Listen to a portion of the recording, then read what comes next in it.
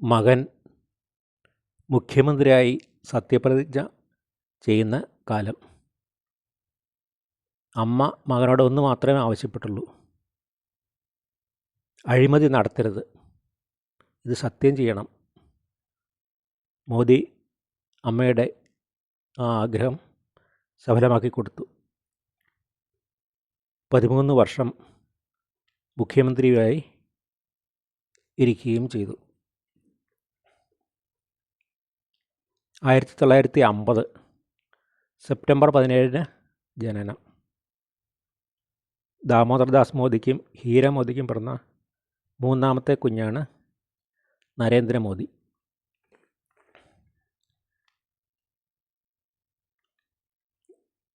ഗുജറാത്തിലെ പാട്നഗറിൽ ആണ് ജനനം. ഒരു ദരിദ്ര കുടുംബത്തിലാണ് അദ്ദേഹം ജനിച്ചത്. മൺതറയിട്ട ഒരു മുറി വീട്, പക്ഷേ നല്ല ശിക്ഷണത്തിലാണ് വളർന്നു വന്നത്. അദ്ദേഹത്തിൻ്റെ സ്കൂളിൽ പോകുന്നതൊക്കെ നല്ല വൃത്തിയോടും ചിട്ടയോടും കൂടിയായിരുന്നു. അദ്ദേഹത്തിൻ്റെ ഒരു ഷൂ ഉണ്ടായിരുന്നത്, അത് സ്കൂളിൽ നിന്നും കിട്ടുന്ന ഈ കളയുന്ന ചോക്ക് കൊണ്ട് അത് വെളുപ്പിച്ചാണ് കൊണ്ട് നടന്നിരുന്നത്. അതുപോലെ വസ്ത്രം മടക്കി തലണയുടെ കീഴെ വെക്കുമായിരുന്നു വൈകുന്നേരം.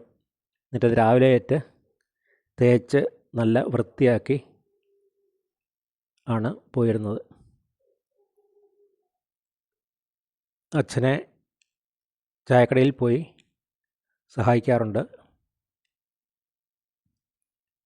9-ാം വയസ്സിൽ വെള്ളപ്പൊക്കം ഉണ്ടായി. അപ്പോൾ ആ നാട്ടിലെ പാവങ്ങൾക്കും ഒക്കെ വേണ്ട സഹായം ചെയ്യുന്നതിന് വേണ്ടി അദ്ദേഹം ഒരു ചെറിയ ഭക്ഷണശാല ഉണ്ടാക്കി. അതുപോലെ മുതലക്കുളത്തിൽ നീന്തുന്നത് വലിയ ഇഷ്ടമുള്ള കാര്യമായിരുന്നു. അങ്ങനെ മുതലക്കുളത്തിൽ നീന്തിയപ്പോൾ ഒരിക്കൽ ഒരു മുതലക്കുഞ്ഞിനെ കിട്ടി. അതിനെ വീട്ടിലേക്ക് കൊണ്ടുവന്നു.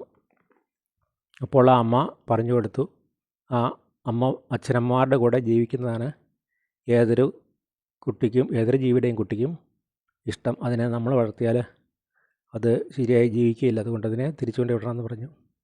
അതനുസരിച്ച് അദ്ദേഹം ആ മുതലക്കുഞ്ഞിനെ തിരിച്ച് കൊണ്ടുപോയി വിട്ടു. സ്കൂളിൽ പഠിക്കുന്ന കാലത്ത് തന്നെ വായനയിൽ വളരെ താല്പര്യമുള്ള ആളായിരുന്നു. ധാരാളം പുസ്തകം വായിച്ചിരുന്നു.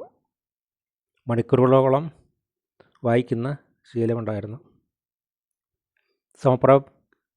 സമപ്രായക്കാരായ കുട്ടികളിൽ നിന്ന് വ്യത്യസ്തമായ ചിന്തയാണ് അദ്ദേഹം പുലർത്തിയിരുന്നത്. ആധ്യാത്മിക കാര്യങ്ങളിലൊക്കെ താല്പര്യം ഉള്ള ആളായിരുന്നു. പ്രസംഗം, വായന, ഇതൊക്കെ അദ്ദേഹത്തിന് ഇഷ്ടപ്പെട്ട കാര്യമായിരുന്നു. എല്ലാ മതത്തിലും പെട്ട കുട്ടികളും അദ്ദേഹത്തിൻ്റെ സുഹൃത്തുക്കളായി ഉണ്ടായിരുന്നു. ഒരിക്കൽ കൂട്ടുകാർ പറഞ്ഞു, കബഡി മത്സരത്തിൽ ഞങ്ങളുടെ ടീമാണ് എപ്പോഴും തോക്കുന്നത്, അതുകൊണ്ട് മോദി അതിനൊരു പരിഹാരം കാണണം. അങ്ങനെ മോദി എതിർ ഗ്രൂപ്പുകാരുടെ തന്ത്രങ്ങളൊക്കെ പഠിച്ചെടുത്ത് ഇവരെ ശരിക്ക് പരിശീലിപ്പിച്ചെടുത്തു. അങ്ങനെ വിജയിക്കുകയുണ്ടായി. അങ്ങനെ നേതൃപാഠവും ഉള്ള ഒരു വ്യക്തിയായിരുന്നു. അതുപോലെ സ്കൂളിൽ പഠിക്കുന്ന കാലത്ത് ഒരു നാടകം തയ്യാറാക്കി അവതരിപ്പിച്ചു. അത് തൊട്ടുകൂടായ്മയ്ക്കും എതിരായിട്ടുള്ള ഒന്നായിരുന്നു. ചെറുപ്പത്തിൽ തന്നെ പട്ടാളത്തിൽ ചേരണമെന്നുള്ള ആഗ്രഹമുണ്ടായിരുന്നു. പക്ഷേ വീട്ടുകാർ അതിനെ സമ്മതിച്ചില്ല, അതിന് എതിർപ്പായിരുന്നു. അങ്ങനെ സൈനിക സ്കൂളിൽ ചേരേണ്ട സമയമായി. പക്ഷേ അതിന് ഫീസ് കൊടുക്കാൻ പണമില്ലാത്തതുകൊണ്ട് അദ്ദേഹം അതിന് ചേരാൻ പറ്റിയില്ല.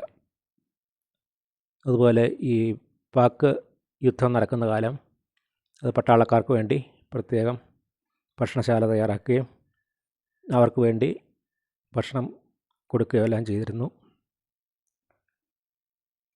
പിന്നെ പാട്നഗറിൽ ബുദ്ധമത അനുയായികൾ ധാരാളമുള്ള സ്ഥലമായിരുന്നു.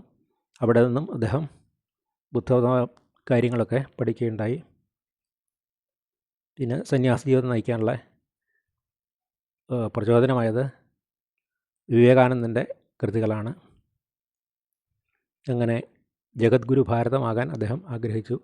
അതിനുവേണ്ടി പരിശ്രമിച്ചു. 17-ാം വയസ്സിൽ ഇന്ത്യ മുഴുവനും ചുറ്റി സഞ്ചരിക്കാൻ വേണ്ടി അദ്ദേഹം ഇറങ്ങി പുറപ്പെട്ടു.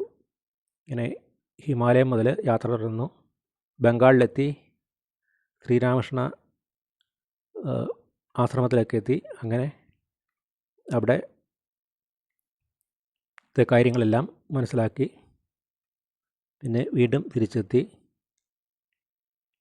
ഇതിന് RSSൻ്റെ പ്രവർത്തകനായി 1972 മുഴുവൻ പ്രചാരകനായി. അദ്ദേഹത്തിൻ്റെ ദിനചര്യ 5 മണിക്ക് ആരംഭിക്കും. അതിനുശേഷം യോഗാസനം, വ്യായാമം, അങ്ങനെ പല പല ചിട്ടയോടുകൂടി ജീവിതമാണ് നയിച്ചിരുന്നത്. ഒരിക്കൽ പോലും ഖജനാവിൽ നിന്നും ചികിത്സാ ചെലവുകൾക്കായി പണം ചെലവഴിക്കാത്ത ഒരു ഭരണാധികാരിയാണ് നരേന്ദ്രമോദി. അത് വിവരാവകാശ അനുസരിച്ച് ഈ അപേക്ഷ കൊടുത്തപ്പോൾ അത് ഒരാൾ കൊടുത്തപ്പോൾ അത് കിട്ടിയ വിവരമാണത്. അങ്ങനെ ഒരു എല്ലാ തരത്തിലും നല്ല അഴിമതി ഇല്ലാത്ത ഒരു ഭരണാധികാരിയായിരുന്നു അദ്ദേഹം. പ്രസംഗം, വായന, പുസ്തകരചന, കവിതാരചന, അങ്ങനെ എല്ലാ കാര്യത്തിലും മോദി നല്ല പ്രഗത്ഭനായിരുന്നു.